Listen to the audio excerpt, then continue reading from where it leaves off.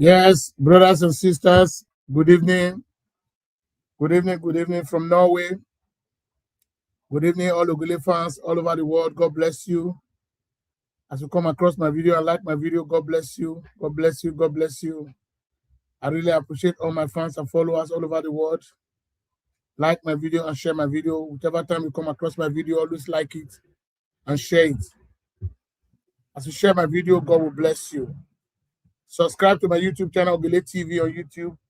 Don't hesitate to subscribe, please, brothers and sisters. Make una see the super chat me. I beg, I beg, I beg una. But we take they promote the brokers. And I just they leave only people for inside like that. Not be so now, my brothers. Let's do it together. One love, keep us together. As you like my video and share my video, God will bless you. Super chat me. Anybody who still want to donate to our brother Timothy Osemege, the account is still available. Call me, I will forward the account for you. Well, I've closed the account before, but what is there?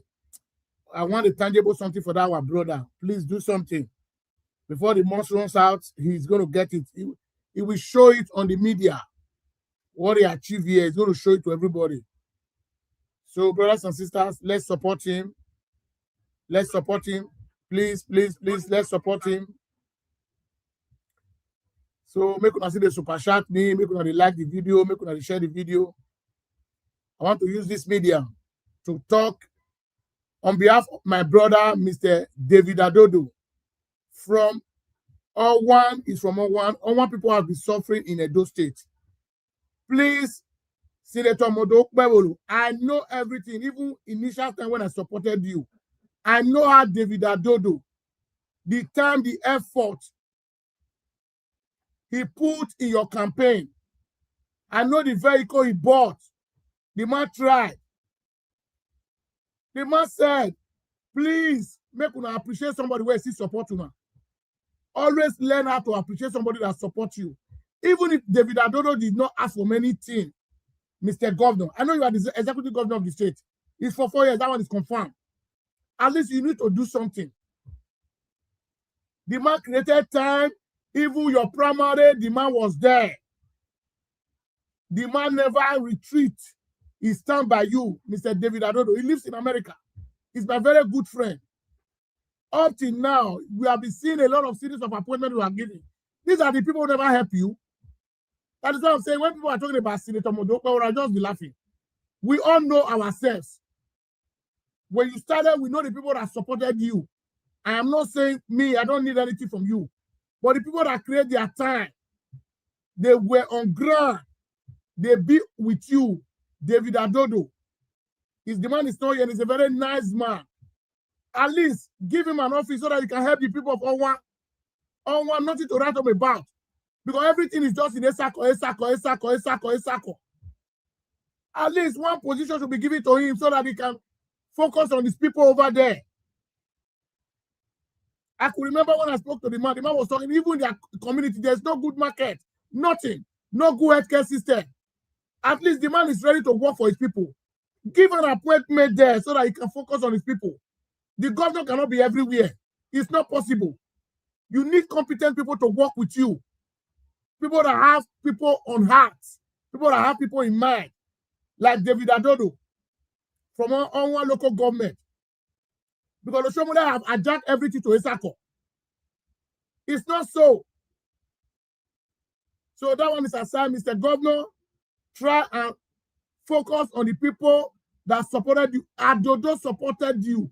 I know everything, how he supported you. So you cannot tell me anything. Even when we were talking, Mr. Governor, Adodo was on ground. Sometimes we spent 3 months in Nigeria. So what are we talking about? That is why it pains me a lot. People that came through pastor, they were sidelined in this government. I don't know. It's like pastor did not step down for you. Yes, it's like pastor did not step down for you. Pastor guarantee everybody, say, let's work together and support this man. Even the Ishan people never support Okpebolo. They never supported him. Let's be honest, but today they occupy the whole office. Yes, you can help your people. Yes, I love you for that. Because I know people, if they are there, they don't help their people. So use your office to help your people. But don't forget somebody that supports you. both financially, morally, he was there for you. We know what happened. That is why if I see people that is saying about APC, I'll just be laughing. I'm an insider, I'm not an outsider. Before, we know what happened. So try, Mr. Governor, don't forget David Adodo, all the way from one local government. He lives in America. The man has contributed his own quota to his local government. I've seen a lot of things the man has been doing from his entire money. The man is a giver. These are the kind of people we want them to come and ballot the affair of Edo State. Me, I don't use Straba. If Adodo is coming out for governor to that, we support him. Do he have what it takes to become a governor? Yes. David Adodo has what it takes to become a governor.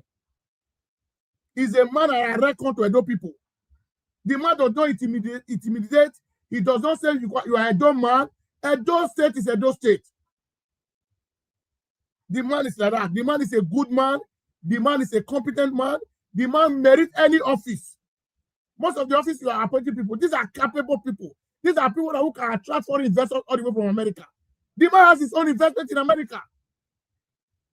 You need people that can attract foreign investors to the state. You are the governor. We cannot leave the state for only you alone. No. If we have any idea, we still bring it for you. If you like, you work with it. If you don't like, don't work with it. Because the money you are using is Edo State money. So everybody must interfere when it comes to Edo State matter. So that one is aside. My brothers and sisters, let me go ahead and share my video. There is something going on that APC is doing in Nigeria. And it's not good. That they are intimidating people. They are telling people if you don't bring your NIN, your PVC, they will remove you from that market. The video is there. Mr. Chris, God bless you. Thank you so much. It doesn't work that way. So that is what we are hearing now that is going on in Lagos now, that if you don't bring your PVC, if you don't bring your NIN, they will tell you not to come to the market again. Is Nigeria want to be a one-party state? This is what I don't understand. This is why I'm very angry with the opposition. The opposition is not speaking. They are just deaf. They are like a deaf and dumb. Look at what APC state chairman was saying in Edo State today. He said there is no opposition. They don't even know whether they have ADC in Edo. Let's be frank and sincere. Like Oyeku, these guys are old to be a leader of those parties. These guys are old. Oyeku is almost 80 years. Huh? Look at Osademo Osumbo. You know, they retire for politics.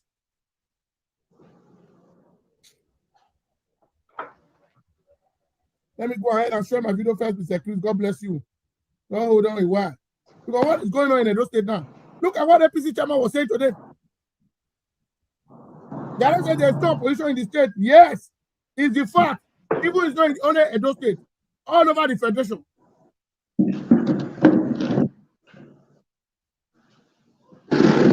There's no opposition.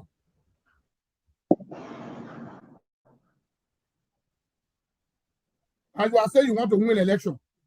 You cannot challenge the government. Nobody is speaking. How can you win an election?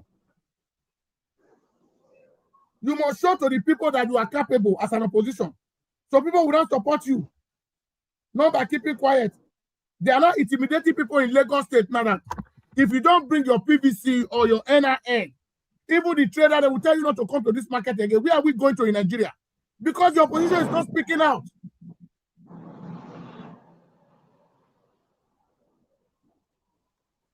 They want to make Nigeria a one-party state. It doesn't work that way. People have freedom of expression. People have freedom of association. You can go associate with whatever party you want to associate with. It's your right.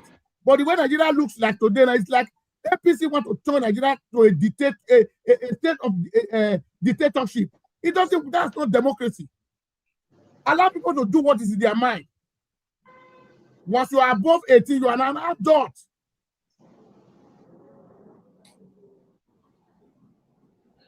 No, the situation we find ourselves is so bad. It's so bad.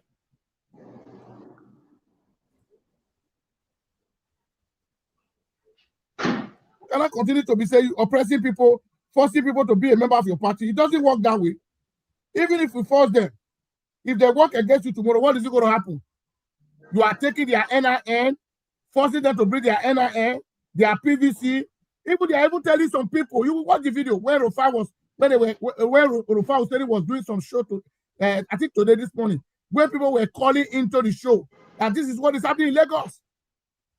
Must you force people to vote for Tinubu? The answer is no. Tinubu must not oppress people for them to vote for him. If Tinubu govern Nigeria well, he don't need to preach so much. People will go out there to go and vote for him.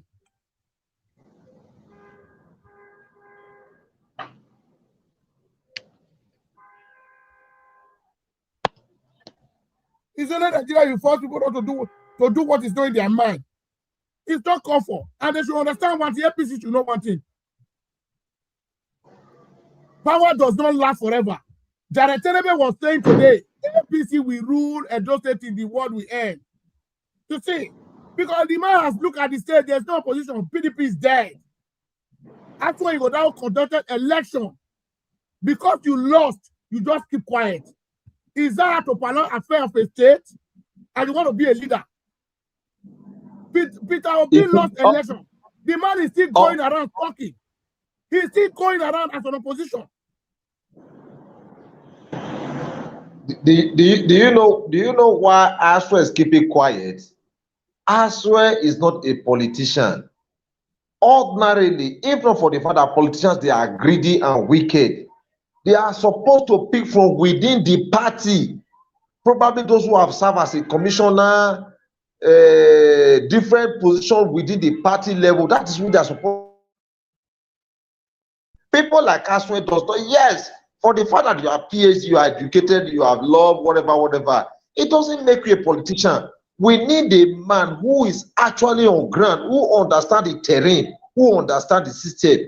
But in the case of it doesn't work that way. Let me tell you the issue of Tinubu. Nigerians know Tinubu more than any other person. Tinubu, one of his characteristics is a tribal man.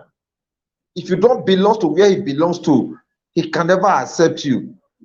From 1999 to date, Lagos has been a very big problem to Nigerian democracy. So Tinubu said that if you don't have PBC, you will not. Let me tell you, my younger brother said, which you know so well.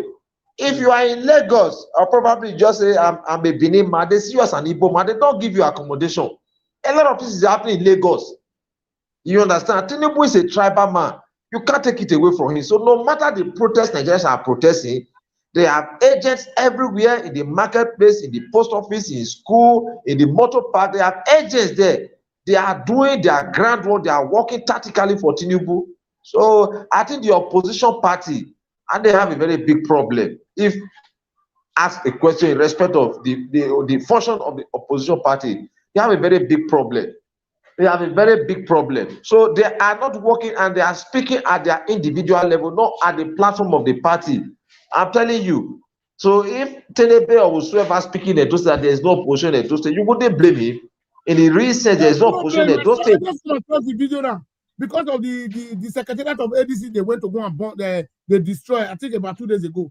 The man was saying they should not accuse APC that the party is occupied with gay, like Peter Obi, Atiku. He said even the past governor, Obaseki, is a member of that party. He said that it's a party belongs to gay. He was calling all of them that name. A party chairman. Look at what he's saying out to the public. If somebody say it now, you will say, don't come to Edo. Look at what the man is saying, because why? Because if you, like, somebody like Oyebuna, let me come here, my brother. The man is old man. How can you give affair of a party to a man like that? The man, the time has gone and passed. There are vibrant people. The leaders will never allow people to grow. That is why I don't see the men like that. Let's be honest with ourselves. How can you imagine somebody like Oyebuna, you want to make him a state chairman? He don't have the mobilization. The capacity is not there. The man is weak. The man is weak. Let's be honest. Age is not on the side anymore.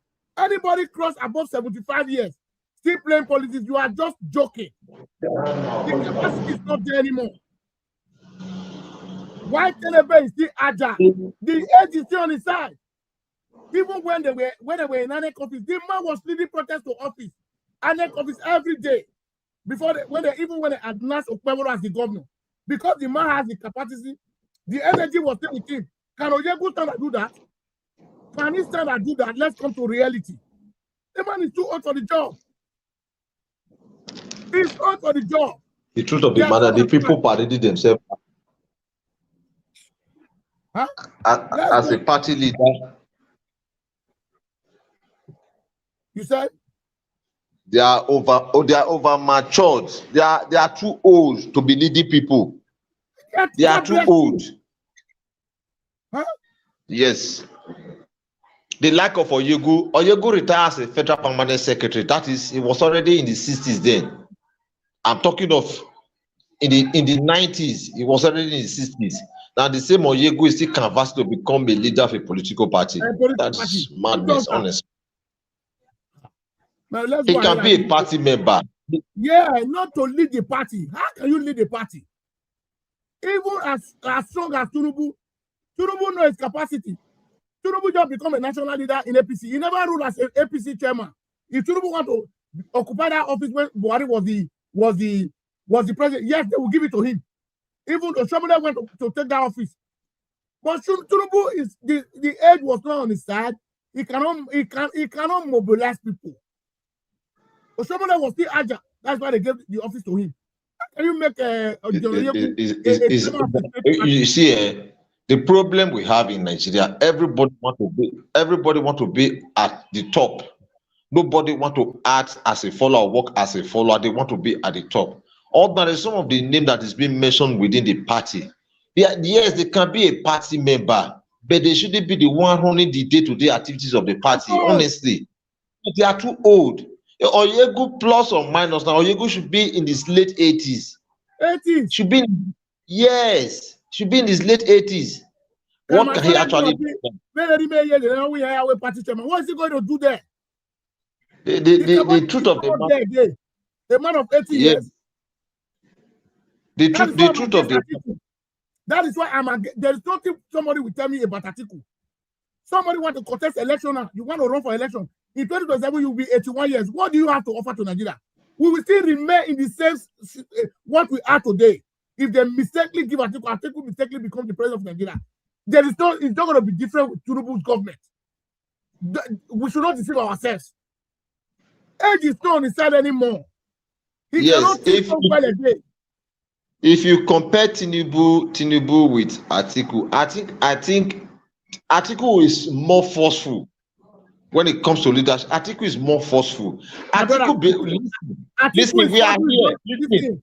What I'm saying now, we are on air now. We are on air. Nigerians are listening. People are listening to us. If you compare Atiku and what's his name, Tinubu, Nigerians will even prefer Atiku. The reason is that you know why? Will you listen to me now? Okay, go ahead. You listen to me. Atiku have a network across the length and breadth of Nigeria. Tinubu is a sessional leader. That one is very clear. It's a sessional leader. You understand? There is no. Let me not measure a former chairman of AGO. He said, "Let me tell you." He said, Atiku called him. He said, "There is no part of Nigeria. There is no part of Nigeria." Why he was in power, even when he left power, there is no part of Nigeria. Atiku does not have at least about 20 people he called at the end of every month. He called them. That is how Tinubu looks like. Tinubu is just like that. Do you know why? Why Tinubu is getting some support from? Listen, Tinubu go to North, they know him very well. They know him also. Now, why am I saying? You say Atiku is a sessional leader. Yes, I quite agree with you. But I'm talking of Tinubu. Tinubu is a sessional leader. He believes in the Yoruba. He doesn't believe that other parts of Nigeria exist.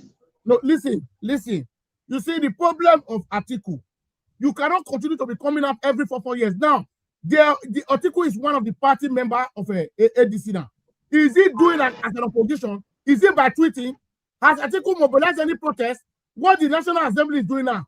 Has Atiku come out and say we are shutting down the National Assembly? That's to know a leader. Not by going to tweet. See, let me tell you one thing. Forget about that one, my brother. Wait.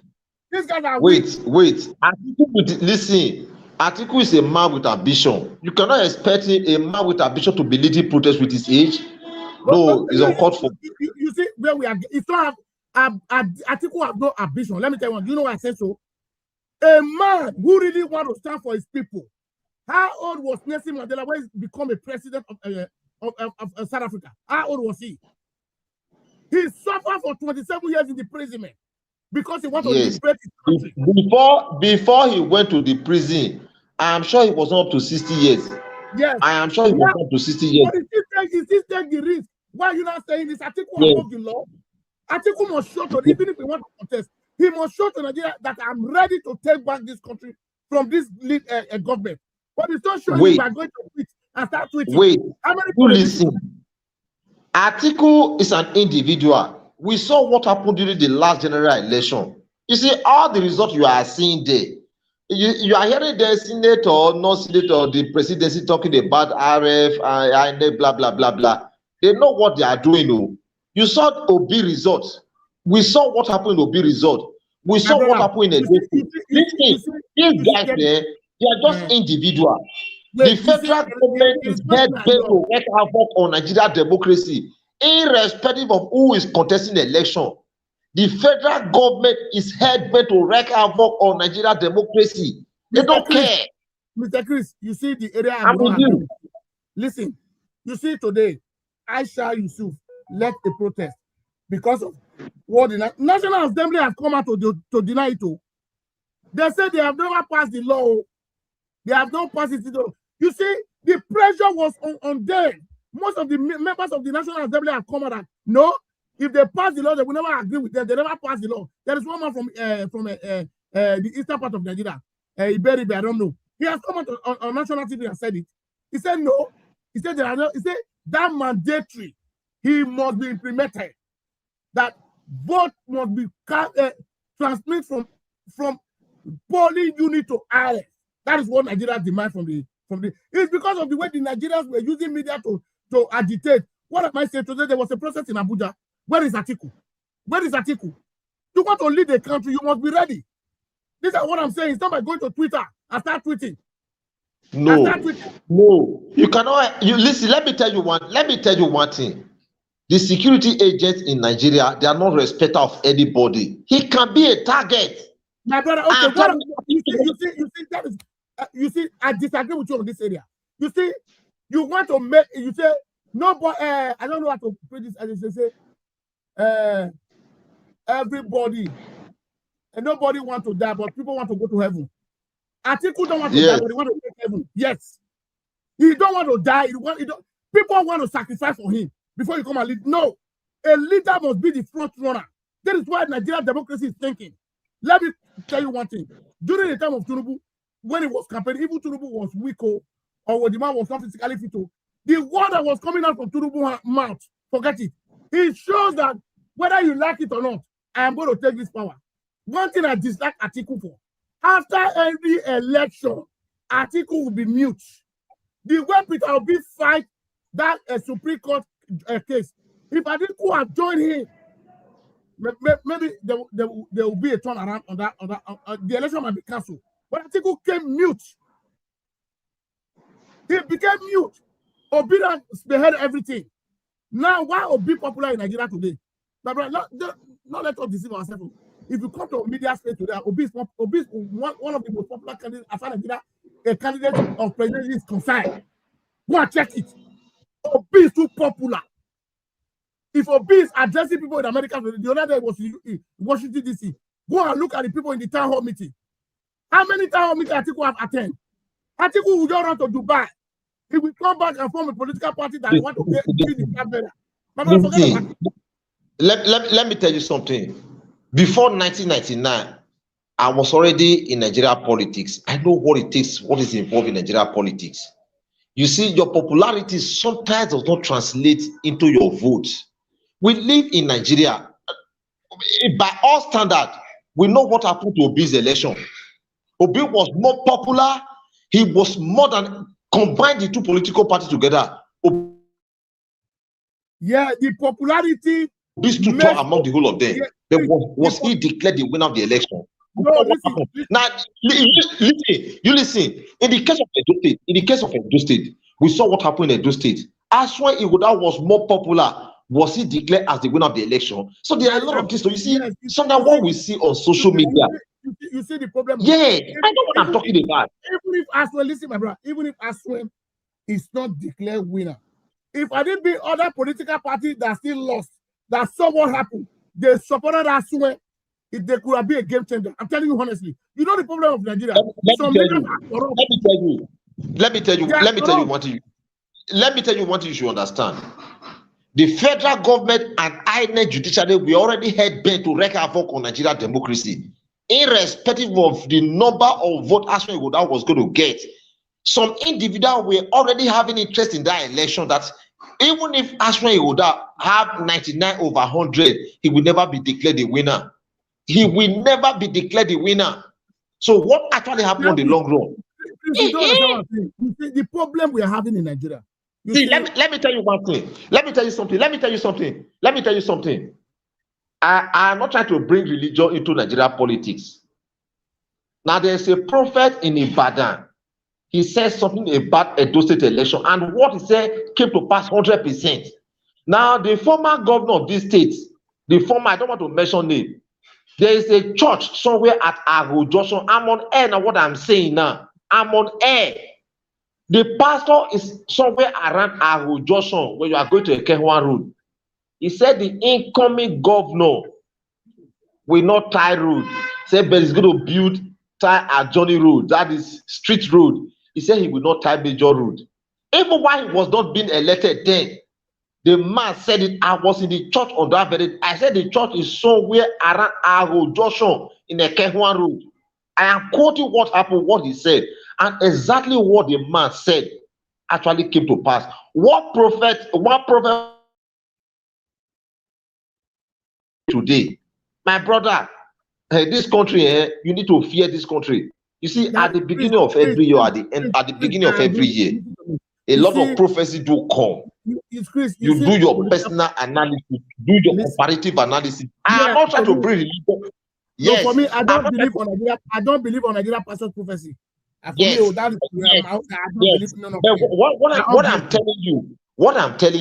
am telling you now, Nigeria democracy is yet to be a civilized one compared to the one you have in the Western country. Yeah, please. If they discover that Atiku is in a particular protest, you saw what happened to Kanu. Kanu was arrested. His own lawyer was also detained for going to protest. But the lawyer, the defendant, they all went to jail. The problem we are facing in Nigeria. Yes, if Atiku is in any protest, I tell you, the security agent in this country, they would tear gas him. If need be, they might eliminate him. Why you want to become a leader? Why? Why is he want to become a leader? If you don't want to take a mess, why? Must you want to become a leader? Answer is no. Listen now, Chris. Listen. Nigeria are in the street now because of the new electoral act. If Atiku becomes the president tomorrow, Panavacho will become the president. Who is going to enjoy it? Is it not Atiku? People might buy for him. Who does that? Listen, when you see a man of 70 calling for war, run away from that man. A man is already at the I am not saying, Chris, I am not saying calling for war. The problem Nigeria is facing, let me explain one thing to you, my brother. You see, in Nigeria today, the problem we are having, all the political parties, the majority of them is they are going there for their own personal interest. In the case of Edo, Akpata, the Labour Party, a candidate, a governor. We know what play. That guy betrayed. He knows he's not going to win. They will use him as a damage. Now, for example, Atiku now, you said you want to collect ADC party. This thing. If they give it to you, go ahead and contest. But it's not showing a good example. You know, an example it's not showing. It's just like you, Chris, you are my father now. You want to contest an election under your political party. Me as a son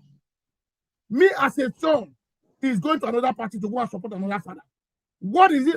What message am I sending to you? Nigerians are very smart people. They are very smart. With that one alone, Atiku son has done. He has damaged his father's reputation. There is no amount of manipulation. I've had a lot from some Nigerians say, if Atiku get ADC ticket, forget it.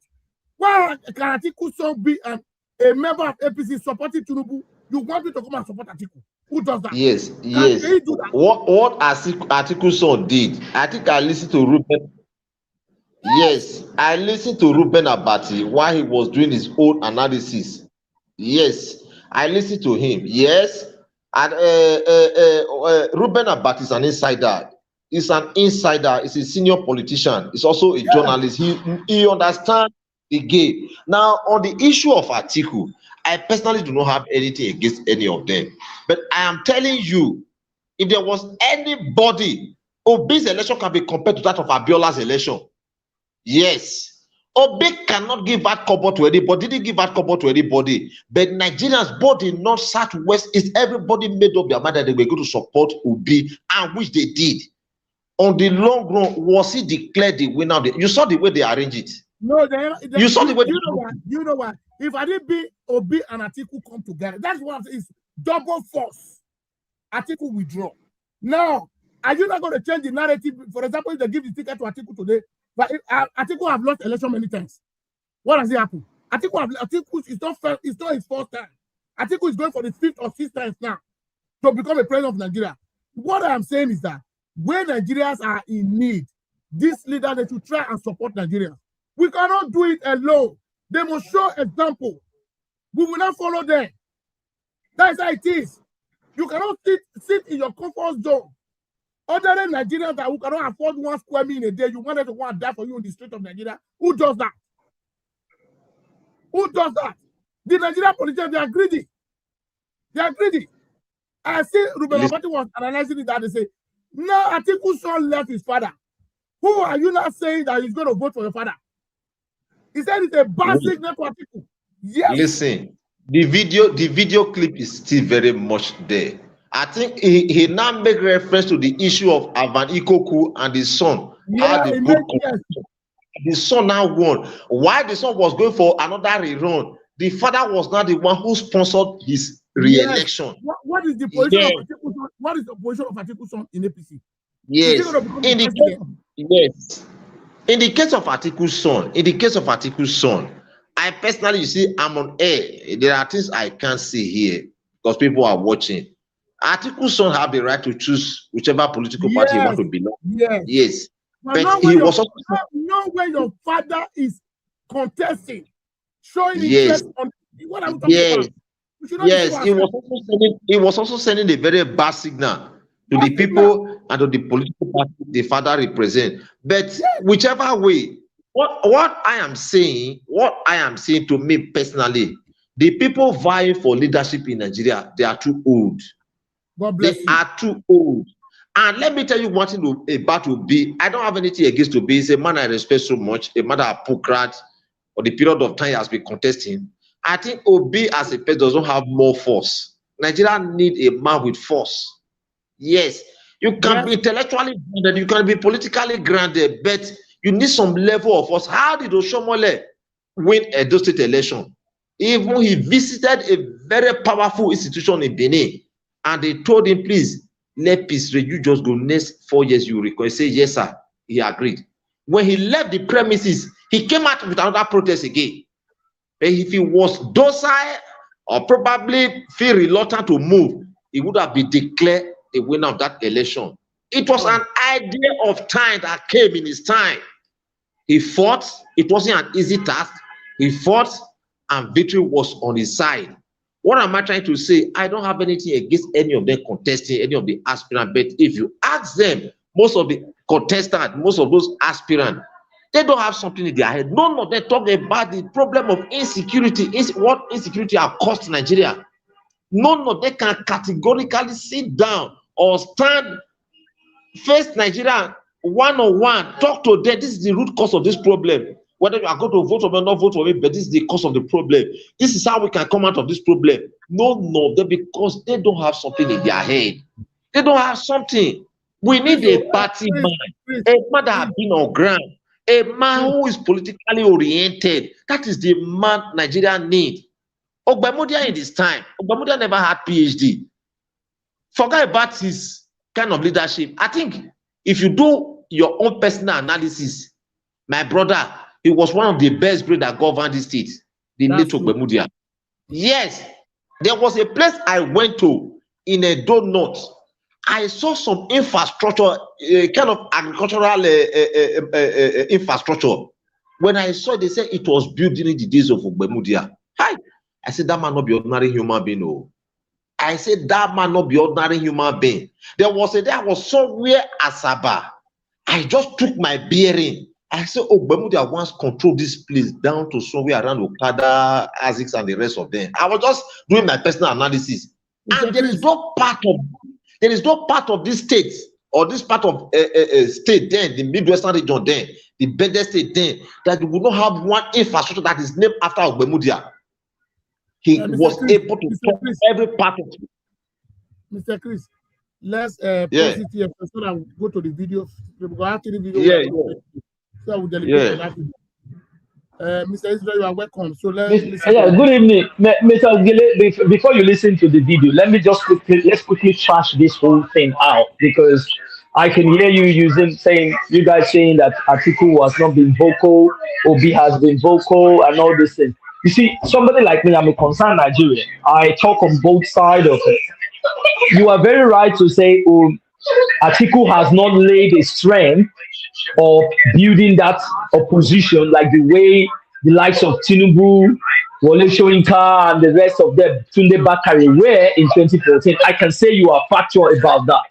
But to talk about Atiku not being vocal in terms of opposition, that is not fact, because Atiku has been vocal in a way. Do you know that after the 2023 election in Nigeria, Atiku was the first person that actually called for the protest? Do you still remember? So that's why I said we need to balance it so that the audience will understand where we stand. Because here, he called for protest. Did they do the protest? Yes, they did. They did. The protest. Let me analyze it. The point is that here we always say the fact. It's not about just one sided. We express it. The reason I say that is because so we balance it. Was Atiku actually active? He was the first person that led the protest to the INEC in Abuja for demanding proper clarity. Now, in 2024, Atiku also came out to warn Nigeria against one-party states under the Tinubu administration. And that was cited by then one of the aides to President Bola Ahmed Tinubu, who resigned and claimed, citing that this administration, the reason why he's resigning from the administration is because he can see that they are trying to suppress Nigerians into a one-party state, leading to what Atiku actually said. 2, Atiku called for a united opposition ahead of 2027. He emphasizes that one party cannot win national election, and he also supported the formation of a new coalition that led to what? ADC. So the number 3, Atiku actually participated in opposition coalition politics. So these are active things. When you say Israel, I'm not arguing with you, but the first that when Tinubu was doing that coalition, the first they were using to bring Jonathan, and then using the same force in ADC now. The answer is no. Exactly what I told you. I said you were actually correct in that sense, because in as much as Tinubu was not part of the last regime, which is the Bola Ahmed Buhari's regime, and also the Yar'Aduas and the Jonathan and Obasanjo, Tinubu was actively an opposition. He was the same person who called Jonathan and his cronies called Jonathan the Nebuchadnezzar. He was the same person who told Jonathan was using Nigeria to play politics and face governance that we sometimes use here on this platform. So he was part of it. In terms of the active, being very active, like just the way we are talking now, Atiku is not vocal. Atiku is only vocal when he says something out. Also, the last but not least, before I forgot, Atiku was the one who raised Nigerian concern that Tinubu was actually using the same tactics he used in taking taxes from Lagos, which is the, what's it called? There's a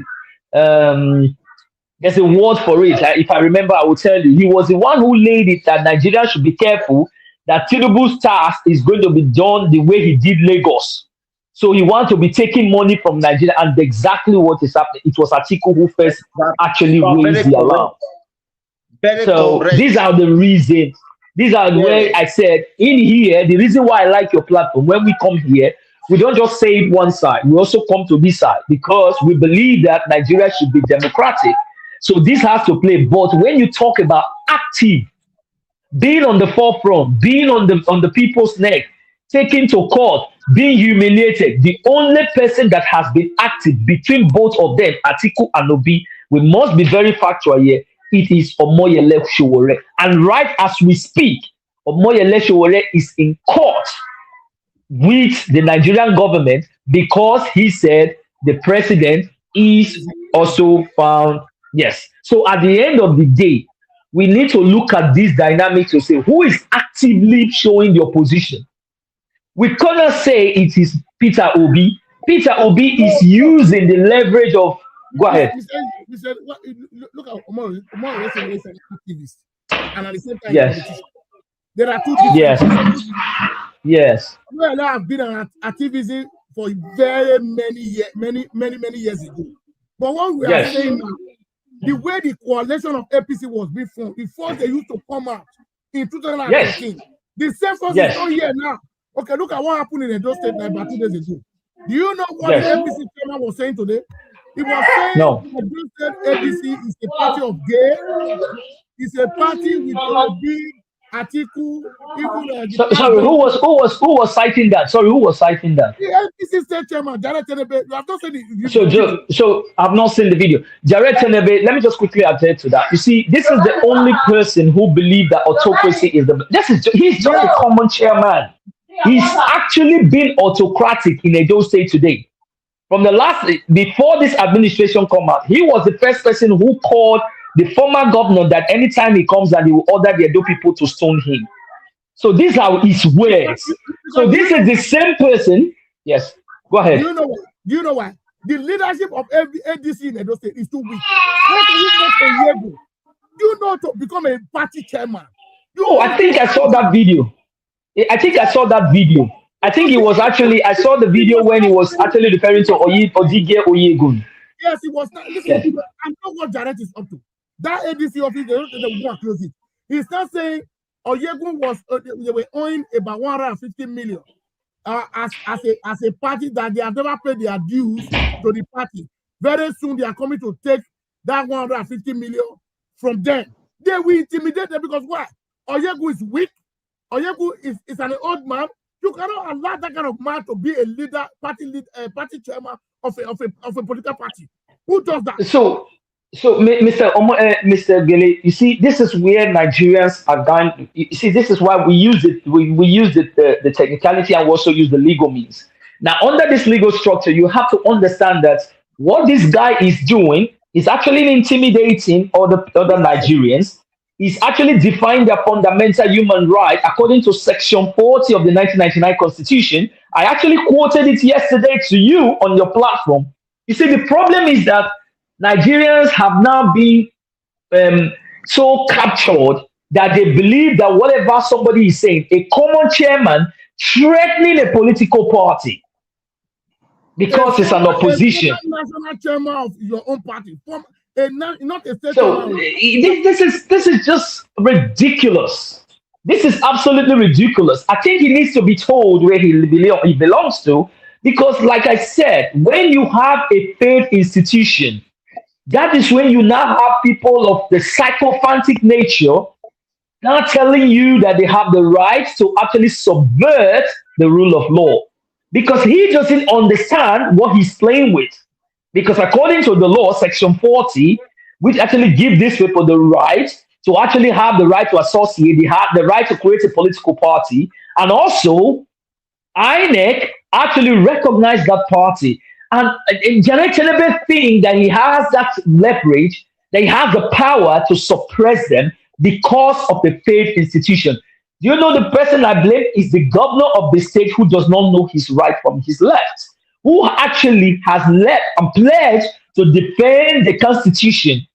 And now the constitution is being challenged. This, and he kept quiet just because it is not his party. And these are the things that these people need to understand, that they are not above the law. When sometimes when they don't have what is called due process. When you come to Nigerian politics, the way you are defining it now, that is not the way it looks like on ground. It's a quite yes, it's a quite different thing on ground. If Janet is not the only stubborn man in Edo State, when you see the way Amana the man behaved during the time of PDP secretariat, the way they mobilize boys and humiliate the state chairman, because they know the man was weak. They know the man was weak. My brother, you see, in life today, I always tell people, nobody likes violence. Nobody will call you. Janet cannot call himself an emperor when it comes to Edo State. No, he cannot call himself. The man is from a minority group in a state. Now, you are threatening Edo man who is from the majority group, because why? Do you know why he's doing that? There are some vibrant Edo people. They will be among the party. They will never allow them to lead, because they will still use the former name, former this, former that. There are things you can be a member of the party. Give a guidance to the party chairman, to the party ESCO. No, you leading the party. Oyegun is too old for that job. Let's be honest to ourselves. He's old for that job. Listen, Mr. Ogele. Go ahead, Mr. Chris. Go ahead, Mr. Chris. What Ogele is saying, yes, I'm in support of what you are saying. The age of Oyegun by now is not supposed to be a leader or a director within the party, but he can become a party member. Now, let's borrow leave from the former publicity secretary of PDP or chairman, Chief Dan Obi. You saw, if there is any time Nigeria just ever witnessed the role of an opposition, it was during the days of Dan Obi. He frustrated every negative plan of Oshomole, and Oshomole realized that there was an opposition in the state, the PDP, and he tread with caution. He was very careful while he was dealing with Edo people. But today, we no longer have people like that. I am sure the age of Oyegun can no longer stand and speak for the next 30 minutes. He can't. So we need an average age man, at least 65, 60, 58, thereabout. That is the people they need in positions like that. Not a man in his 80s, in his late 80s, becoming a party chairman. I think that is sheer madness, honestly. It's uncalled for. The problem we have, those who have tasted power, they don't want to leave. They didn't want to leave. They want to remain forever. Okay. Mr. Chris, I'll come in here. At least you are a lecturer. In my own thing comes from the legal side. And that is why I always tell people to be cautious. Nigeria is not a banana republic. But the fact that you have an institution of failure does not give these people the leverage to usurp the power. Now, here's the point. Now, if you look at what is going on now, Oyegun, you said, is old. This one is old. And in the Nigerian constitution, which is the supreme law of the land, we still need to reference to that, because that's the law that actually guides us in that country. Now, there is no legal age for any position in Nigeria. Are you aware of that? Ezra, I disagree with you. What is the okay? All right. What is the age? Now listen. Okay. There's nobody that can work forever. There's nobody can be forever. That is the pension. Almost 50 years now. You need to go home. Okay. Yes. Wait, Mr. Gele. Now, when you say the pension age, that is legally actually written and by the law. Okay. Now, if you look at anything that has to do with political participation, it does not bring age. And that's why I'm talking from the legal side and actually looking at what the Constitution says. And that is why you see people saying, oh, this man is too old. It doesn't have to be this. You can't, because the laws of the land says equality before the law. There is no legal age that says, oh, you cannot be. But the only advice you can say that what you are saying now, we need to be breeding new politicians who understand how to use the dynamics to set the standards. That's what I can think. But the point is, the failure of our government today, Mr. Israel. Listen okay, to me. Go ahead. Okay, sir. When Tinubu was the governor of Lagos State, let's be factual here, my brother. The way of his thinking is quite different the way he's thinking today. Let's be factual here. I agree. Any leader that is age is not on his side, forget that leadership. He's going to fail woefully. Okay. Mr. Let me also come on this side. Come to become a governor or ruling the country. Yes. There are age limits for everything, my brother. There must be age limits. Okay. You cannot come and put somebody that is 80 years. Let me let my go to what Ogele is saying. Israel used a word that sometimes or somehow they do not understand the dynamics of the global politics or something like that. Now that is the problem befalling Africa, Nigeria today. You see a man who probably, let me use that word lawyer. Let me use a lawyer between the age of 51, 53 years apart. He's very vibrant. He's more energetic. Then you are seeing a man or probably a man who never stepped into primary one. He wants to preside over that man. What do you think will be the output of that organization on the long run? That is the problem we are having with our political party today. Now, in the days of the PDP, why PDP actually has sway in this country? If you look at the elders of the PDP, they were not the party chairman. They were member national working committee. They were the party chairman, but they were a member of the working committee. It is like the administrator within the party, not you leading the party. You understand what I am saying personally? I do not have anything against some of these people whose names are being mentioned, but age is no longer on their side. Age is no longer on their side. A part was the national chairman of APC. What did he bring back home? That is the question we need to ask ourselves. If he was a young man, he would have been very smart tactically to bring something reasonable back home. Oshobola indicated interest in that office because why? Yes. Probably he felt he was young. You saw what he did. He went there and did a lot of funny things, and he came back home with another humiliation. What am I trying to say? Nigerian leaders will always tell you the youth, they are the leaders of tomorrow. The youth, they started clamoring that in the 1979, that they are the leaders. They are still the youth today who never become the leaders of tomorrow. When you go back to history, all the military administrators, is there anyone whose age was up to 50? The answer is no. They were not to 50. Major Cardinal Zogu, when he led the first military coup in this country, he was around 29 years old. Yakubu Gowon was around 28 or 30 years old when he became a president. And just name them. Today, you see those who are ministers, who are president, who want to become governor. There are people who age is no longer on their side. If there is an emergency, Ogele is talking about Atiku going on the protest. If the government, the ruling government, discover that Atiku is in Ego Square, my brother, they will tear gas him. He will sleep and he will never wake up, and I never wish him that. You understand? Or the age of Osubo. Do you think Osubo can still take 100 meter race? The answer is no. The reason why you are seeing Oshowore is becoming very active by second is still a young man. Yes, in the next 20, 15 years, in the next 10 years, what he's doing today, he can no longer do it. We used to remember the days of Gani Fawehinmi, Femi Falana. Can Femi Falana still do it again? He can no longer do it again. He can let Twitter or probably call press conference and just address, and that is the end of it all. You understand? So what am I trying to say? I think the leadership of this country should begin to understand the global politics. That it's no longer what it used to be. The world is not waiting for Africa. The world is not waiting for Nigeria. And Africa is not waiting for Edo State. We must begin to follow the right track so that we can get it right. We had that opportunity in the early 90s, the late 90s. We saw how the Niger Delta governors, we saw how they all failed woefully. About 99% of them were more or less like a criminal. We had a lot of opportunity to better the lot of the Niger Delta people. All the allocation that has been given now from 1999 to date. Can you tell me or can you point to a particular project that was carried out in the name of this derivation from the crude, the SS crude oil account? You can't get it here because the people that has been sent there, they are not interested. They don't have something in their head. They are so interested how to make money for themselves at the expense of the state. So it's an unfortunate situation, the kind of leadership style we operate in Nigeria and in Africa.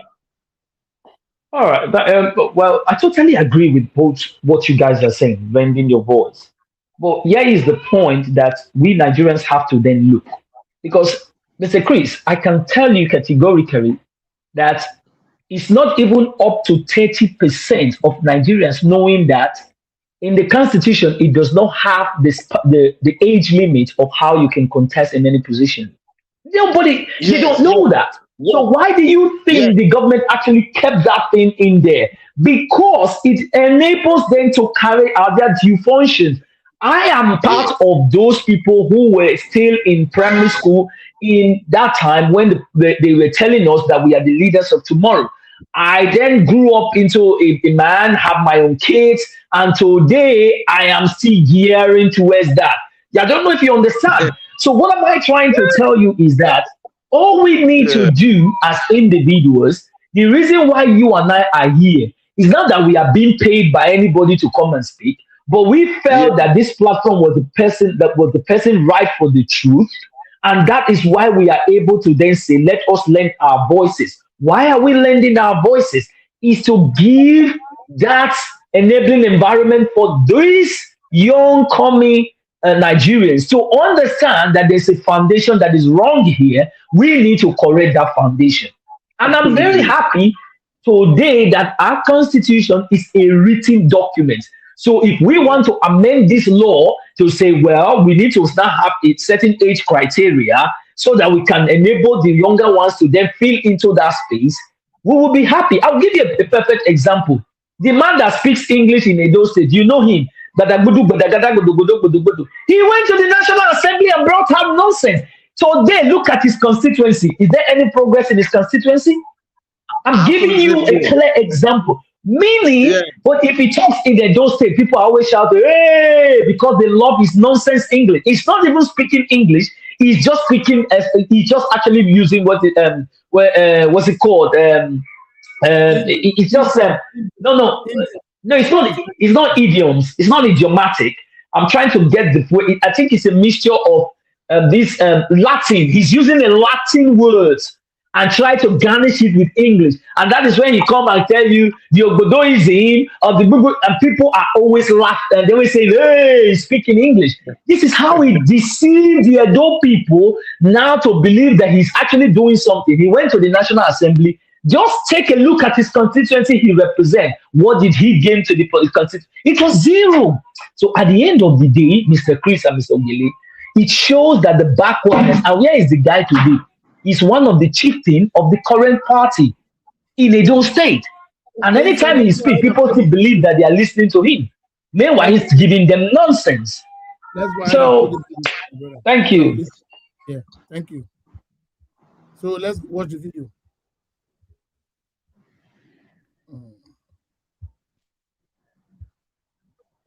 Spoke about these things 1 year in advance. And for you too, that you are collecting money from these people, you claim you love God. You go to church, you go to mosques, but you are collecting money to do evil, to sell your conscience. Is that what your way of life taught you? That's not what God taught all of us. Hello. Okay, Rufai, good morning. Great to have you. Great to have you. This is Williams calling from Oshodi. Great to have you, my brother. Yes, I've witnessed this a lot in my area, especially in Oshodi. And if you permit me to, I can mention the party that is doing this more. Mention the party that is doing it. The APC. APC is doing it. Yes. They approached me and I told them I don't have a voter's card. That was just what I told them to keep them off. But people, they will just come in the name of, we want to register you to become a member of our party. We need your NIN. We need your, okay, give us your voter's card. That VIN number, and they will copy it on a white form, and they will take it off. That is just it. It's happening. I've witnessed it because I'm a marketer. I do work around my community, and I've seen a lot. Have you seen other political parties do it? If you've seen other, can you mention them too? I've not seen others, but this is the one that I have witnessed. This is what I have witnessed. Personally. So they ask for your voter's card, they ask for your VIN number and your voter's card. Of your voter's card and your NIN. In the guys that they want to, okay, they are looking for party members to register, so they will collect those details. Okay. Did they offer to give you money after they asked you for the details? I just, because I've been aware of it, I've been seeing it. when I went to another location to market. Please do well to call us back. It's your show this morning, 0907 651 1008. We're trying to save our country.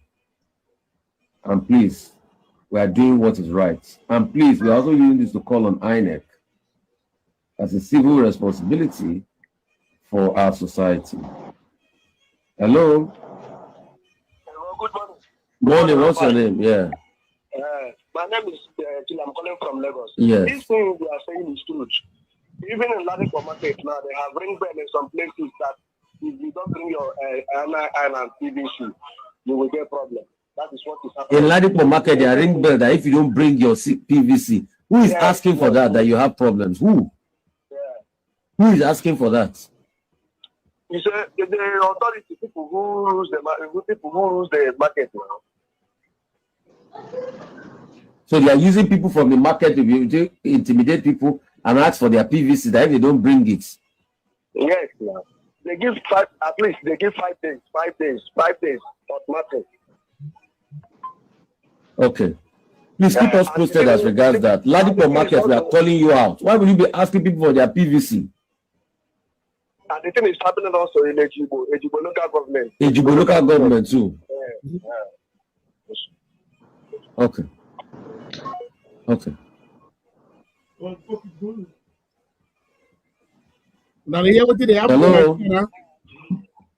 Hello, good morning. Morning, what's your name? Where are you calling from, ma? I am Bumi calling from Mushin. Please tell me, is this happening in your area in Mushin? What happened in my area is that they brought free jam form and they will ask the students to either submit their PVC or their parents' home to collect the jam. So they brought free jam form and they asked the students that for their PVC or their parents' home to collect the free jam form. Yes. Madam, why will society be this wicked? How much is jam form? Don't know. How much is jam form that they are using it to collect PVC and destroy the future of people? Which people are doing this thing, madam? We know them now. There's somebody representing the constituency there. Of which party? APC. So it's jam that they are using. So jam form of 7,000 naira. Yes. Somebody is telling me. So it's because of 7,000 naira. So because people can't afford 7,000 naira, they are telling them that they should bring their PVC and they give them jam form. What kind of life is this now? Thank you. I hope INEC is listening to all of this.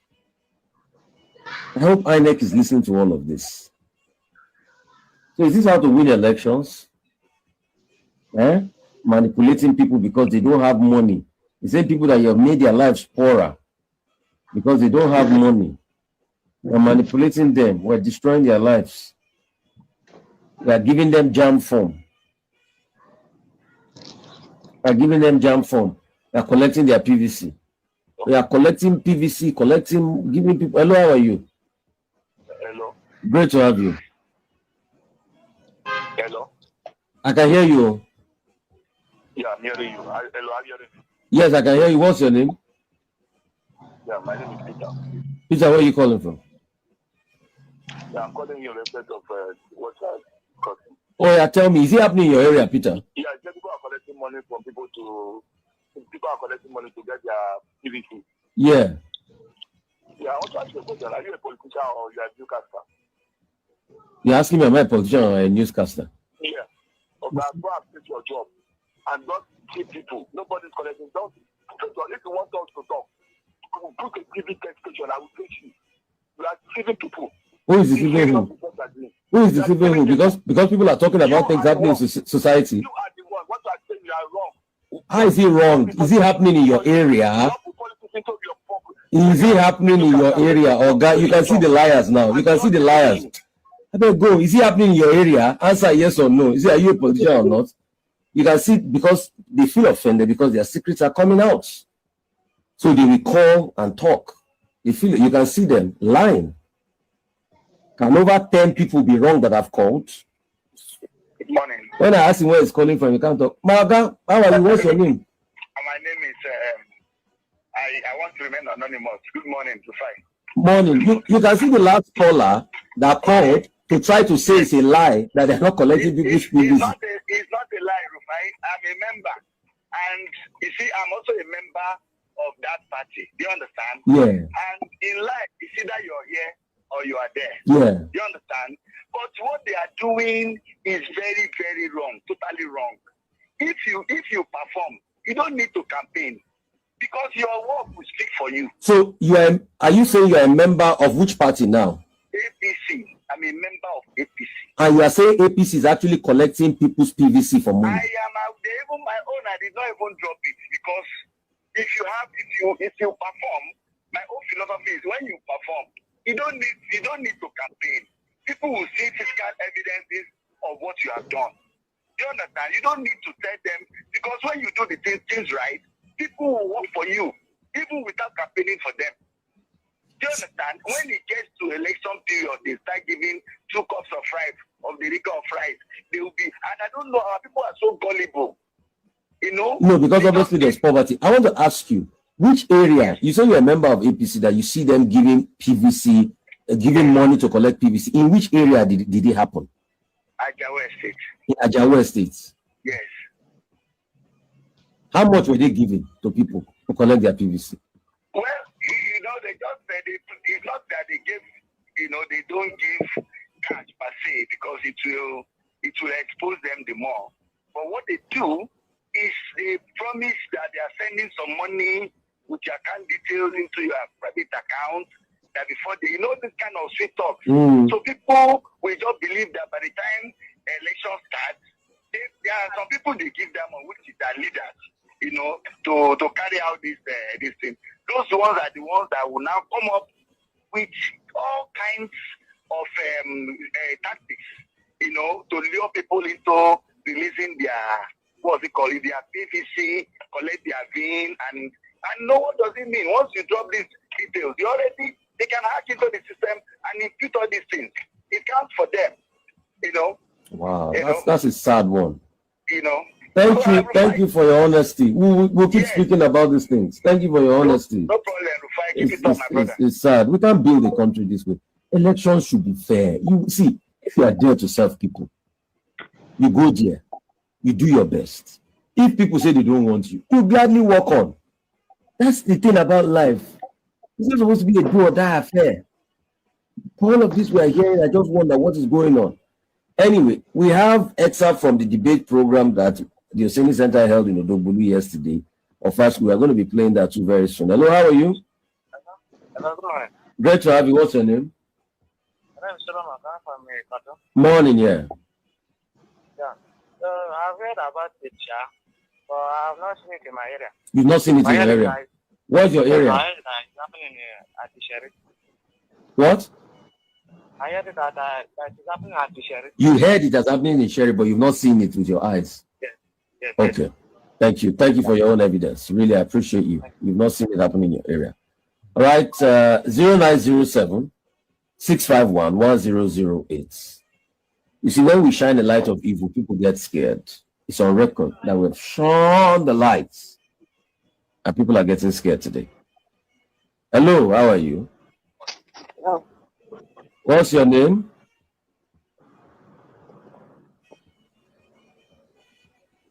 Hello? Okay. 0907 651 1008. 0907 651 1008. We heard that people are told to bring their PVCs or submit their VIN numbers to be able to get monetary favors. And that's what we're talking about today. And what I'm talking about is because there's exactly 1 year to elections. It will be on record. We spoke about this. Yeah, thank you, brothers and sisters. Thank you very much. Mr. Ogele, before you go ahead, people are not sharing your video, and it's very sad. Do you know why I said it's sad? These are evidences of what is happening in your state, what is happening in your home. And some of you are living abroad, and you heard yesterday, 2 days ago, that 170 people were unalive, killed, broad daylight. All of you kept quiet, but you can go to other live stream to hear propaganda. These are evidences. But none of you want to share it because you don't like what is happening. It doesn't concern you. But you see one thing that I have to tell you. He say the rain will go forth, they go beat everybody. Oh, it will go there. Don't think it will never go. You can decide not to. And for those of you who are keeping quiet because it's your party, hey, you see the karma that is coming now, it will get to you in a millionfold, and it will be a no retreat, no surrender. Because you can see the lives of children being burnt alive, pregnant women being burnt alive yesterday by hoodlums about this administration, whose reply has been on a savage attack on against another defenseless people. It will never be well with all of you. Just believe that it will never be well. It's a karma. It is going to visit you. Keep on just romancing with this nonsense and listening to the propaganda they are selling to you. Look at evidences. People are going to look for just jam. You were using it to play politics. Jam, join admission into the matriculation board. You use it to play politics and you were taking their PVC from them, their fundamental human right. It's never going to be well with you and your family. Thank you, Mr. Ogele. Yeah, you see, do you know why I bring this video out? Every day I must do my research. Rufai is a very good, I respect that man. That's why the man is a journalist. He's doing what he can do for Nigeria. Is our people ready to learn? You see, this thing has come out today. Rufai page, I'm a very big fan of Rufai. He has his own personal page. I follow him on page. I saw this news today. I said, I'm going to bring it to the public so that they can see what is happening. These are the work of opposition. Now, this thing is in the public domain now. Opposition they are busy fighting themselves. They are busy saying who's going to be the flag of the party. They are not even focusing that these guys are taking advantage of Nigerians. They are taking advantage of Nigerians. If the opposition is really okay, really okay to take back that country, they will be challenging all this thing that is going on. We want to be seeing them on media. Yes. Let me quickly say something about. Let me quickly say something about the opposition you are always talking about. If there is any rally that it kind of represents an opposition and a pressure group, was the protest they carried out in Lagos. You saw the role played by the security agents. Lives were lost. That is the way things are in Nigeria. If you are in the opposition, fine. Let me tell you one, in the early days of PDP, is better.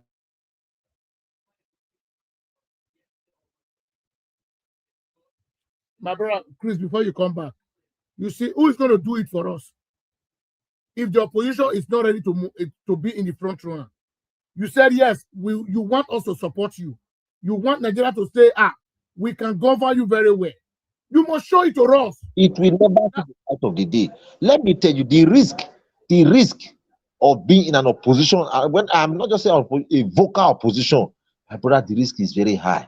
A lot of things do happen here that you will not understand. You see, when you live in the Western country, you can insult maybe any public officer. You go scot-free with it. You just try it in Nigeria. You either pay with your head or you pay with your blood. It's just you have no choice. Or probably you were once in government. The government will go and wake up your file. Even if you left government 50 years ago, they'll go and wake up your file. They will remind you of the sin you committed against your people during your days as a governor, as a minister, or whatever the name is called. So most of the things you are saying here, they work in the responsible society, unlike what we have here. You can see the way where I'm kind of transmitting from now. There is no light. There is no light. So if there's an emergency now, how do you want the people within this constituency to survive? Everybody is always very careful. Your religion leader will advise you, your traditional leader will advise you, your family will advise you, but don't go take risk. You don't tire, you don't work money, you go abroad, you go relax, leave them, and they know whether they will fix this country. That is the slogan of an average Nigerian man to their loved ones who probably try to see how best they can fix this country. It's not an easy task. Most challenging. I keep saying, when you come to your own locality here, Oredo, for example, I kept on maintaining my statement that if Edo State politics is going to the standard, when I say Edo State, the people of Edo State are going to enjoy politics. Those miscreants in Oredo, they are not in the Go, they are not in Bubaka, they are not in what was they call it, Ovia North East. They are within Oredo. Those criminals, those orphans, those IDPs, guys in Oredo. My brother, you can't play politics. We are. You can't be close to them. Then you want to play politics of a matter in their present. My brother, that person, he will see the other side of his life. So what we are saying, sometimes they are theoretical. When it comes to practice, my brother, to not work. The politics of Nigeria, the madness of the many for the benefit of the few. That is the politics of Nigeria. With what is happening in Lagos now, what is our fate? It means the election has been rigged. So what is our fate? Now, what is happening? What is happening in Lagos now? The reason why you are very kind of being emotional about it is because it's on social media. It has been there over the years. It has been there. What you are seeing in Lagos is not new to Nigerians. Nigerians are victims of the Yorubas in Lagos. They assume the state belongs to them, but they have forgotten what that place was once a federal capital territory. All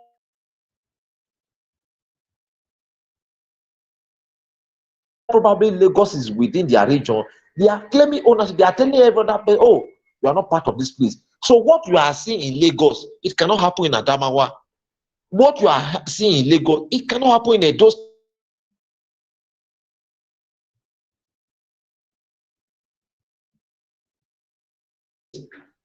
Is the one doing it. The opposition, that is where they also have problems. Yes, they are limited in making some of their statements, but these are references. Listen, the state chairman in Edo State, they say they are busy doing their e-registration. ADC is talking about who come upon the office. As ADC start their e-registration, these are what we are saying, my brother. You said you want to win election. How are you going to win election? How do you think Nigeria will rely on you? Wait. When we are not seeing the light of the day. You listen. You heard when Ruben Abati was saying that why PDP, was it Ruben Abati, one of these journalists? I'm sorry. He was not saying that when APC was coming as a political party, they never met all the criteria they did. But the government of Jonathan just gave them a livery. They say go and register them. Even when they never meet up with the conditions, they just okay, go and register them. But today, they are assumed to be the ruling party. You can see how they have handled the politics of Nigeria and the economy of Nigeria since they came into power. So what we are seeing about Lagos is so strange. What is happening in Lagos now? It's also happening in one of the community in Oriomo, which I don't want to mention their name. I don't want, you know the community in Oriomo.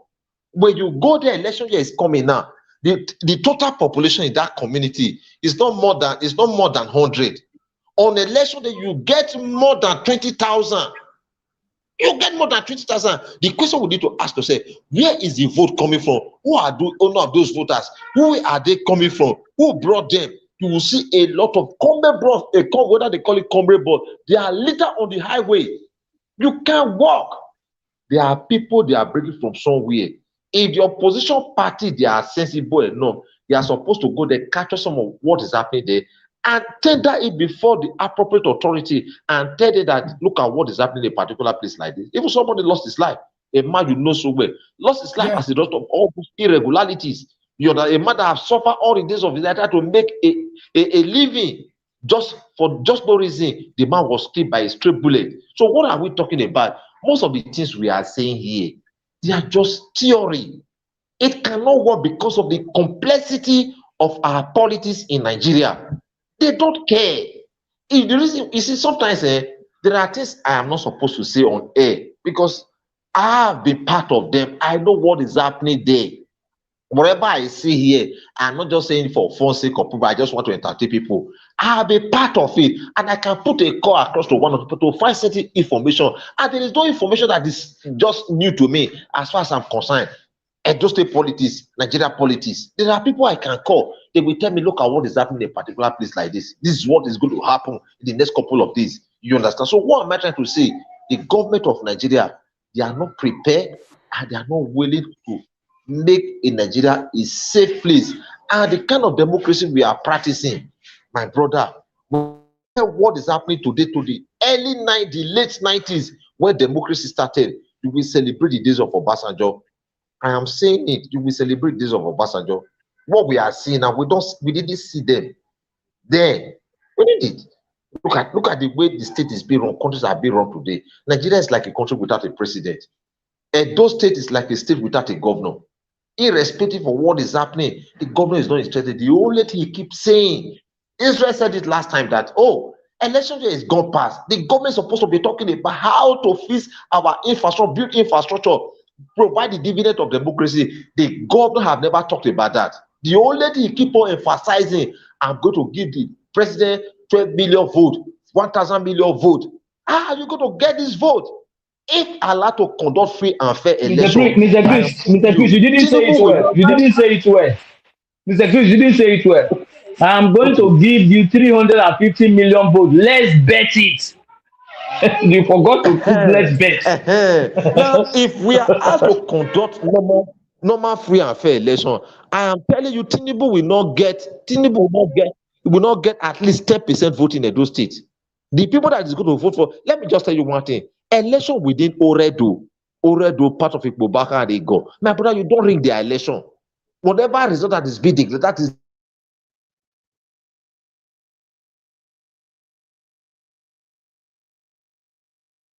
Yeah, he says go ahead before he comes back. Yes, you can ring the election. But when they ring this election, most of these suburb, they can easily manipulate people, give them 5,000. When you give them 5,000 in some of these schools with this city, they will collect your 5,000, they will vote against you. So the reason why you are saying they are doing online registration, Nigeria does not believe in this ruling party. I'm telling you, they don't believe in this ruling party because they are just a scam. They have come to hurt Nigerians. You can imagine a country today is not safe. There are issues I'm not supposed to mention, and I wouldn't mention it. Ogele is aware there is tension in Nigeria, in Benin. There is tension in Uhude. You are aware. A very young boy have worked so hard in his lifetime. Kidnapped. Yesterday, they kidnapped the people that's close to me. Not only himself, both of them. Let me just say, they are just brothers. The two of them have been handpicked, and they have been asked to bring 15 million naira each. So everybody in their community, the whole diaspora in their community, if they are asked to donate 1 million, they cannot meet up with that money. So what is the fate of those children if we have a responsible government who is actually there for the protection of lives and property? What will now be the fate? One of them is lying still. They said only God knows if that one will survive now. They want the machete. They almost just kill him there. When they now saw the situation, they left him. I don't know how they now married that took that one to the hospital. The two of them, they took them away. So what is the fate of those young men now? Would they say they are from Edo State? Would they say they are Nigerians? The question will be no. The answer will be negative, because the government does not care about the life of the average Edo man. What they are talking about is politics. This government is going to play politics all through his 4 years. It's going to play politics all through his 4 years. Election year is gone past. What we are supposed to be hearing now, oh, we are going to fix road. Oh, we are going to build electricity. Oh, we are going to build dam. Oh, we are going to provide XYZ. We are not saying things like that. We are not saying it. A lot of things are happening. The people, they've complained. You go to social media, an average Edo man, they are all on social media. They are writing it out for or against. They've done their best. But the man is adamant. He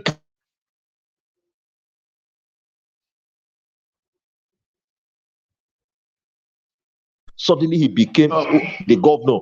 What else do you expect? Yes, what else do you expect from him? A man who cannot sit or maybe stand in a town hall meeting and address the people. The reason why you see constantly going on his name, because he's short of where he cannot say something. He can't say something. So the only way to cover is to go on his knee immediately, assuming that he's loyal and is humble to the people. Now failure not just the manifest. So I pity for Edo State. What we are seeing today, in the early 90s, in the 80s, we never saw some of those things. They are strange. They are not documented in Quran. They are not documented in the Bible. Our forefather never taught us things like that we could see it in the near future. But unfortunately, we are seeing them today. It's an unfortunate situation. Mr. Chris, your submission, Mr. Israel, on the video. Thank you. What Mr. Vai actually talked about is not really is something very astonishing anyway, but it shows that, like I told you, I always tell you that our institutions have failed because the section of the law provides free and fair election. That's part of democracy, where voters can vote and be voted for without intimidation or anything, and can also belong to any political party. But what you are seeing now, I just referenced it just now, that this administration has been tailored to want to take Nigeria into a one-party state. Yes. You want to know why the reason why this thing happened in Lagos State? Now, and I'll tell you why. Do you remember during the 2023 election that it happens that INEC reportedly said Obi won that Lagos State? Yes. So because of that, it has not resonated well with the Bola Ahmed Tinubu's camp, and they now started spilling this whole propaganda of tribal bigotry into the political atmosphere. Now, the point, it has now metamorphosed. They believe that the Igbos are just like a pest to them. So for them to be able to get back their state, they need to disenfranchise them. That is what they are doing right now. Because Tinubu has actually vowed to say it will never happen again. And if you hear them saying, they said it will never happen again, that a non-indigen will win that state. That was a slap on the Tinubu's administration because the state he governed, he never won it in the election. So for that to happen, they are now looking for technical way. They are trying to get a way to actually disenfranchise Nigeria residing in that place who actually are non-Yorubas. They are trying to, this is what they are doing, and exactly what is happening. And if you look at what they did, they actually went to a place where Ladipo, those places where you have the Igbo communities, to disenfranchise them. So it's a tactics of what they are doing to make sure they don't get the vote. It's also very similar to what is happening in Edo State in using intimidation tactics to suppress the voters so that they believe that they are actually aligned with the president. Meanwhile, like I told you before, the polls, from what we are saying, Edo State will not vote the ruling party. This is not a lie. This is according to the poll. I told you, remember when I told you that the former governor of Edo State, when he left office, he was polling 46%. Do you know that as he started making his political rounds of going abroad or something, doing consultations with the likes of Nigerians in diaspora, do you know that his ratings has expanded? It has gone higher. It has now gotten to 86% as we speak. Now, here is the point. So what are they doing in Edo? They are trying to make sure they erase that fear because they know that that is a factor. And that is what the likes of the APC is doing in Edo State, trying to make sure that the people do not, they actually be subdued. And that is why he told that journalist, that is the chief security of the state, they call himself the sheriff in town. He said, let's bet it. Though people have not said thank you to Mr. President. In what way? Because he doesn't understand how government works. He thinks that whatever the president is doing, the people have to say thank you very much. You see how gullible they think, all these politicians think? When he's not using his own personal money. This is taxpayers' money, the Edo State money.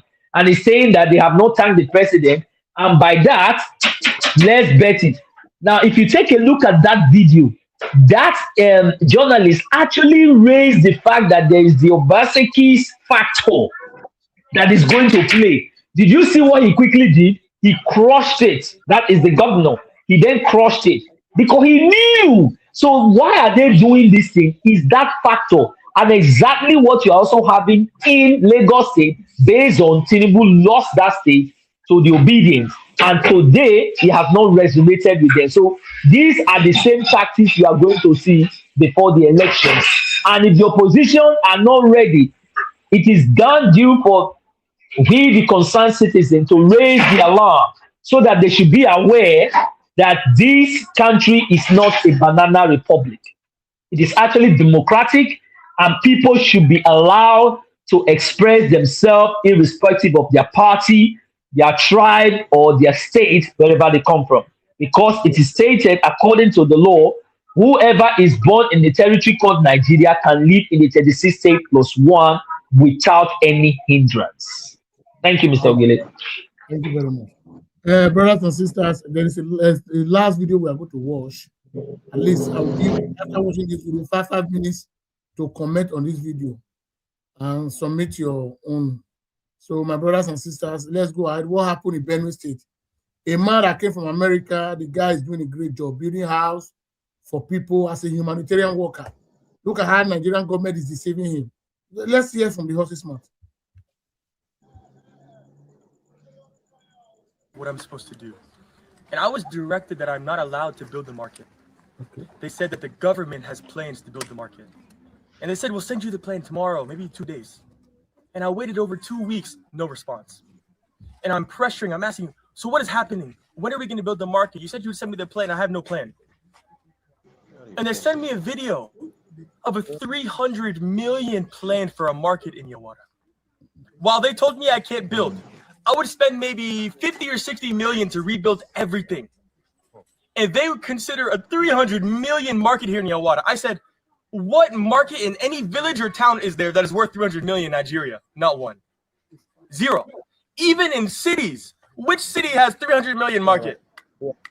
Very few. And I said, I would not partake in this. Because my personal opinion is that people are using funds that are meant for the persecuted, the afflicted. Christian or Muslim, it doesn't even matter. People are suffering in Nigeria. And funds are supposed to be reaching those people to help them, to rebuild, to give food, to give aid, to do all these things. And the money that's meant for them is not making it to them. And so there needs to be purity within funds and within the government to do things in faith, to do things openly, to have accountability for what is being spent.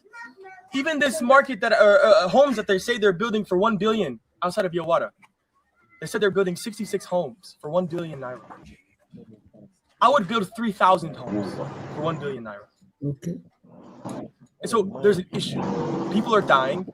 I was just in Guer West yesterday, when almost 90% of people have been displaced from their land, forcibly by violence. And there's an IDP camp in Agagbe. They're living in grass, a grass house, full families. They said they receive money from the government maybe once every 3 months or 4 months.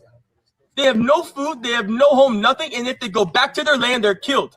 Even where we went, there was a man that was killed 1 day before because he tried to go back to his farm. The Fulani ambushed him, they cut him. I saw his head cut in half. This is what people are facing.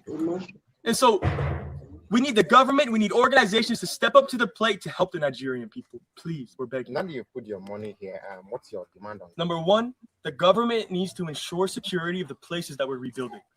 The destruction has been done, the people have been killed. We cannot change that now. But we have come to Yawara, we've rebuilt the homes, we have plans to rebuild the market if the government will not disallow us to do so. But the government has to protect its people.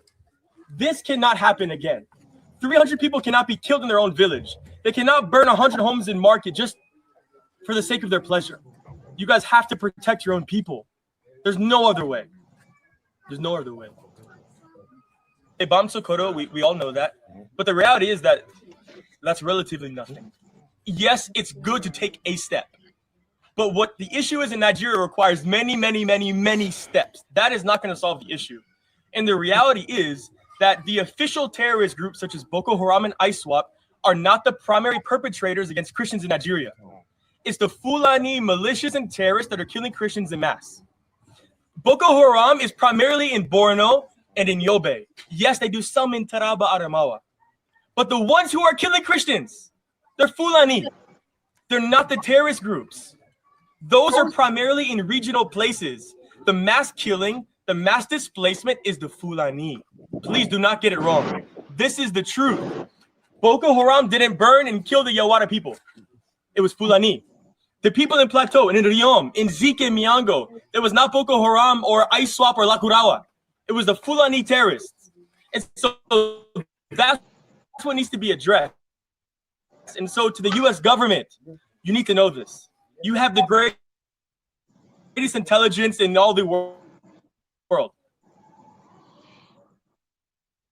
Even the Muslims who are being common ISOP is the Fulani. This needs to be tended to, please. Your name and Thank you very much, my brother. God bless you. Mr. Chris and Mr. Israel, you see, it's pathetic in Nigeria. A man that this guy's an American. It's that area that people were being by, I don't want to use kid, in Benue State. He has built a lot of homes. He was even trying to build a market for them. The government was approximating 300 million. The guy said, what? With 60 million, I can build it. Even the houses, they said they want to build 66 houses with 1 billion. The guy said, with 1 billion, I can build 3,000 houses for these people. You see how Nigerian government is corrupt. What is your submission of that video, Mr. Chris, before Mr. Israel? Can you hear me, Mr. Chris? Hello? Hello. Can you hear me? Yes, I can hear you clearly now. Can you hear me? Yeah. So what is your submission on that video you watched? Yes.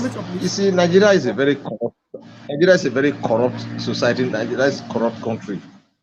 So, some time ago we heard about budget padding. It doesn't just end in the National Assembly. It cut across board.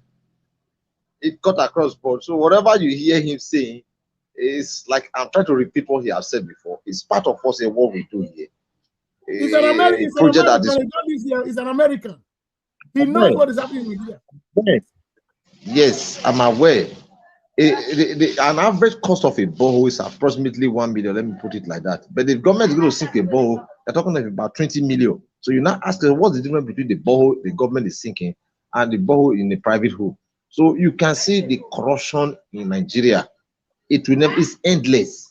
It's endless. You can see the man speaking. It's not even in Nigeria. Probably he must have carried out his own research, investigation, and the rest of it before he came out with this talk. So he has built homes. The homes that the government said they want to build with 1 billion. He has an organization. He's doing a voluntary work for Nigeria, which is money. What the government could not do. He was telling the government that he's going to use 60 million to build the market for those people. The government will now say it's 300 million. They will say, what? Let me build it with 60 million because the government want money. They want to allocate 300 million. They will use 50 million. They will keep the money to themselves. Who is that fooling who? Nigeria is a long story. There are things we see sometimes. To you guys over there is strange because you live in a place where the rules and regulations are being implemented, unlike what we see here. So the man speaking, I think to the best of his ability, has been able to see the nakedness of Nigeria. That is why he just came up with those information is disseminated to the public. Nigeria as a country, there is nothing the government of Nigeria will do. You will not see some invisible hand adding their own to it. And that is why you see the country, the things are not working out as expected. These are not working out. You can see the entire country is in darkness now. Insecurity everywhere. The government, the question we need to ask ourselves, where is the allocation? Where is the fund that is being budgeted to Ministry of Defense and the rest of them? What are they using the money for? Who are responsible? You can hear him mentioning the name of those responsible for the killings in part of the country today. But Nigeria government will not come out and tell you that they are the one doing all this, the group of people doing it. The only thing you will hear the government saying, we are top of the situation. We are top of the situation. Since 1990, the government have always been on top of the situation. We've not been able to get the answer. So does it mean we no longer have DSS?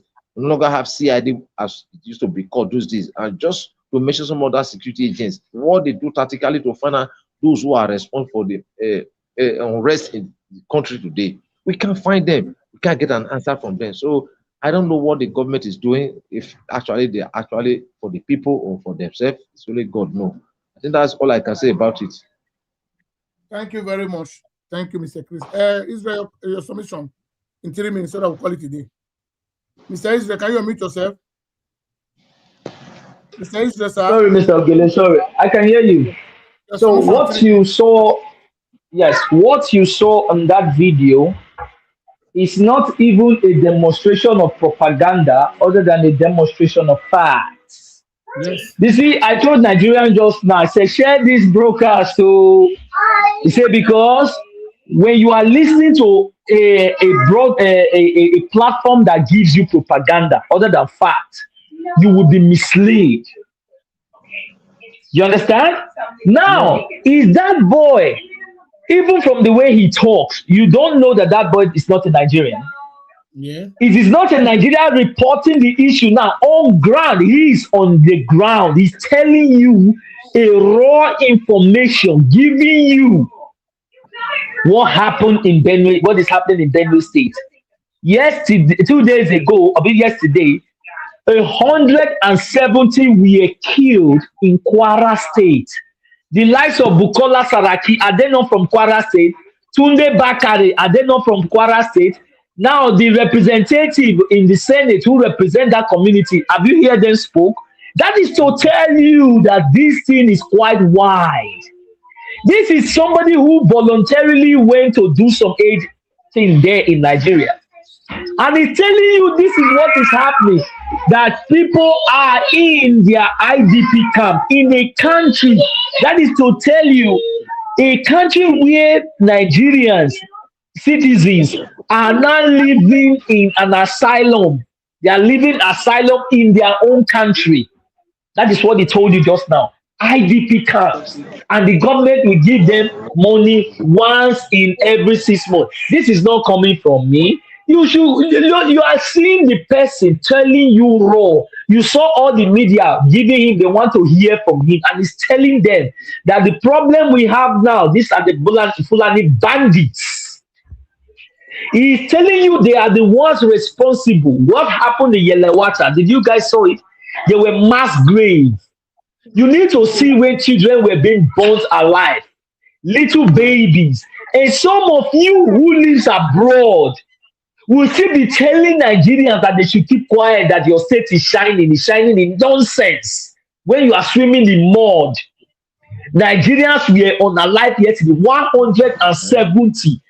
That is what they told you. If a media is reporting 170, you know that the figure is higher than that. And some of you don't deem it necessary to say, well, we have to act fast. So we that are talking now, we can decide to sit down in our house. But it is very, very, very big, and it will look stupid. For if somebody like me will keep quiet and say this is how it is, because you have 1 naira that you are being given, or you have a little money that you are being given. Some of them are happy with their nonsensical SSA they gave them to tell you that your state is shiny. Meanwhile, they are living in a glass house abroad. That is what that boy told you. You are living in a glass house abroad. You didn't create it. Some of you never created it. You were given just because the law where you live actually include you. But Nigerians now are living in refugee camp in their own countries. And some of them are being brutalized, and you fail to say you are not sharing it. You are just deceiving yourself. But the reality is Nigeria actually going to the right direction? You can hear it from the horse's mouth just now. The answer is a capital never. Is actually what they are telling you, that the Edo is shiny. Meanwhile, the people who said the Edo is shiny, when they got to America, they started saying, wow, wow, wow. Meanwhile, they told you that Edo State is shining inside the mud. No state. You are grading road, they said Edo is shining. I don't understand how gullible they have made your mindset feels. So, Mr. Ogele, you have always, and that is why I always thank you, that I always love to join your life, because you are the only person reporting this issue based on how it actually touches you. But the people who are actually on the receiving end do not understand the complexity and how this thing can actually have an effect on them. But they just feel it's normal.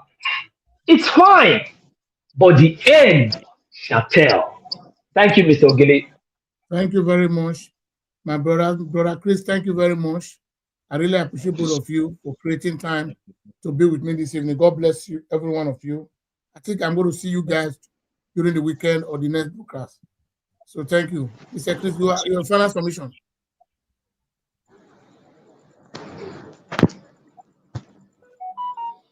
Yes, I want to encourage Nigerians, Edo people.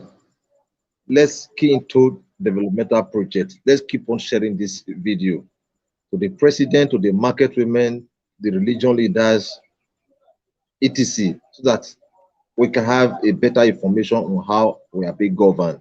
We must not be misled, irrespective of the economic situation of the country. We want a better Nigeria. I want to see a better future of this country. Thank you so much, and I wish you all the best night. Thank you. I appreciate you, my brother. See you guys for the next broadcast tomorrow. Good night. God bless every one of you.